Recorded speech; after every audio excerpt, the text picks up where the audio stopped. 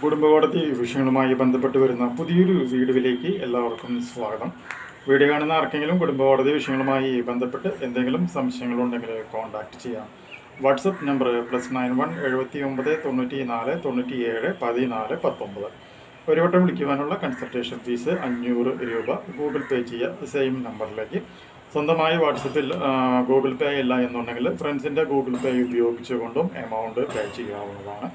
കൂടാതെ members only videos കാണണമെന്നുണ്ടെങ്കിൽ തൊട്ട് താഴെയുള്ള ജോയിൻ ബട്ടൺ പ്രസ് ചെയ്ത് മെമ്പർഷിപ്പ് എടുക്കാം. കൂടാതെ ചാനലിൻ്റെ പ്ലേലിസ്റ്റുകളിൽ വിവിധ വിഷയങ്ങളുമായി ബന്ധപ്പെട്ട് വരുന്ന വീഡിയോസ് ഉണ്ട്, ആ വീഡിയോസ് കാണാം. ഇന്നത്തെ വീഡിയോയിൽ നമ്മൾ ഡിസ്കസ് ചെയ്യാൻ പോകുന്നത് ലിവിങ് ടുഗദറുമായി ബന്ധപ്പെട്ട് വരുന്ന മറ്റൊരു പ്രധാനപ്പെട്ട പോയിൻ്റാണ്.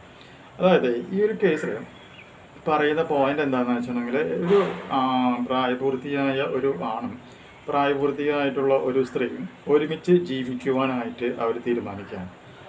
അപ്പോൾ അവർക്കൊരു പേടി, ആരെങ്കിലും ഒരാൾ തേച്ച് പോകുമോ എന്നുള്ള ഒരു സംശയം. ഓക്കെ, അപ്പോൾ ആ സംശയം വന്നപ്പോൾ അവരെന്ത് ചെയ്തു? കല്യാണം കഴിക്കാൻ ഉദ്ദേശിക്കുന്നില്ല, പകരം അവർ തന്നെ ഒരു അഗ്രിമെൻറ്റ് തയ്യാറാക്കാനുണ്ടാക്കിയിട്ടുള്ളത്. ഓക്കെ, ഈ ആണും പെണ്ണും കൂടി ഒരു അഗ്രിമെൻറ്റ് തയ്യാറാക്കുന്നു. ഞാൻ നിന്നെ വിട്ടുപോയില്ല, നീ എന്നെ വിട്ടുപോയില്ല, നമ്മൾ ഭാര്യയും ഭർത്താവും പോലെ ഒരുമിച്ച് ജീവിക്കും എന്നൊക്കെ പറഞ്ഞുകൊണ്ട് ഒരു അഗ്രിമെൻറ്റ് അവർ തയ്യാറാക്കി അവർ ജീവിതം തുടങ്ങുകയാണ് ചെയ്യുന്നത്. എന്നാൽ ഒരു പ്രത്യേക സാഹചര്യം വന്നപ്പോൾ അവർ തമ്മിൽ എന്തൊക്കെയോ ചില ഇഷ്യൂസ് വന്നു.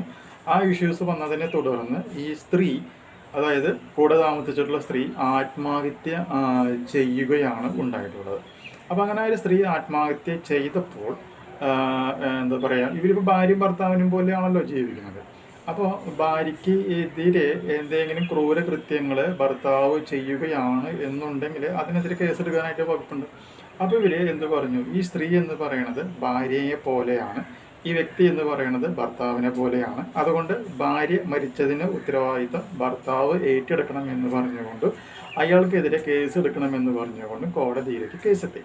ഹൈക്കോടതി ഇതെല്ലാം കേട്ടു കഴിഞ്ഞതിന് ശേഷം ഹൈക്കോടതി പറഞ്ഞ പോയിന്റ് എന്താണെന്ന് വെച്ചിട്ടുണ്ടെങ്കിൽ, രണ്ട് വ്യക്തികൾ പരസ്പരം ഇതുപോലെ ഒരു അഗ്രിമെൻറ്റ് അല്ലെങ്കിൽ ഒരു ഉടമ്പടി ഉണ്ടാക്കിക്കൊണ്ട് ലിവിങ് ടുഗദർ റിലേഷൻഷിപ്പിൽ ജീവിച്ചിട്ട് ഏതെങ്കിലും ഒരു പങ്കാളി ആത്മഹത്യ ചെയ്യുകയാണ് എന്നുണ്ടെങ്കിൽ ആ പങ്കാളി ഭാര്യയാണ് എന്ന് കണക്കാക്കിക്കൊണ്ട് എതിർ കക്ഷിക്ക് എതിരെ കേസെടുക്കുവാനായിട്ട് സാധിക്കുക ഇല്ല എന്നും പറഞ്ഞുകൊണ്ട് അയാൾക്കെതിരെ ചുമത്തിയിട്ടുള്ള ക്രൂരത ഉൾപ്പെടെയുള്ള കുറ്റങ്ങൾ ഒഴിവാക്കിക്കൊണ്ട് യുവാവിനെയും അവരുടെ ബന്ധുക്കളെയും കോടതി വെറുതെ വിടുകയാണ് ഉണ്ടായിട്ടുള്ളത്. ക്ലിയർ ആയില്ലേ? അപ്പോൾ സ്വന്തമായി ഉണ്ടാക്കുന്ന ഉടമ്പടികൾക്കൊന്നും ഇവിടെ വലിയ പ്രസക്തിയില്ല. അപ്പോൾ ഒരു സ്ത്രീനെ ഭാര്യയായിട്ടും ഒരു പുരുഷനെ ഭർത്താവായിട്ടും കാണണമെന്നുണ്ടെങ്കിൽ കോടതി പറയണത്, ഒന്നില്ലെങ്കിൽ ഏതെങ്കിലും പേഴ്സണൽ നിയമങ്ങൾ, അതായത് ഹിന്ദു മാരേജിലോ ക്രിസ്ത്യൻ പേഴ്സണലോ മുസ്ലിം പേഴ്സണലോ പാഴ്സിയിലോ ഉപയോഗിച്ചുകൊണ്ട് കല്യാണം കഴിക്കുക, അല്ല എന്നുണ്ടെങ്കിൽ സെക്യുലർ നിയമം, അതായത് സ്പെഷ്യൽ മാരേജ് ആക്ട് പ്രകാരമോ കല്യാണം കഴിക്കുക. അങ്ങനെ കല്യാണം കഴിച്ചാൽ മാത്രമാണ് ഈ വ്യക്തികളെ ഭാര്യയും ഭർത്താവുമായിട്ട് കണക്കാക്കുവാനും സാധിക്കുകയുള്ളൂ എന്നാണ് കോടതി പറഞ്ഞു വെച്ചിട്ടുള്ളത്. ഓക്കെ, വളരെ ഇമ്പോർട്ടൻ്റ് ആയിട്ടുള്ള ഒരു ഇൻഫോർമേഷനാണ്. അപ്പോൾ പലരും ഇതുപോലെ എന്തെങ്കിലും അഗ്രിമെൻ്റൊക്കെ എഴുതി വെച്ചിട്ടുണ്ടെങ്കിൽ ശ്രദ്ധിക്കുക. പ്രത്യേകിച്ച് നിങ്ങൾക്ക് യാതൊരു വിധത്തിലുള്ള ഗുണങ്ങളൊന്നും ഇതിൽ നിന്നും, ഭാര്യ എന്നുള്ള പദവി കിട്ടാനായിട്ട് കുറച്ച് ബുദ്ധിമുട്ടായിരിക്കും, ഭർത്താവ് എന്നുള്ള പദവി കിട്ടാനും ബുദ്ധിമുട്ടായിരിക്കും എന്നുള്ളത് മനസ്സിലാക്കുക.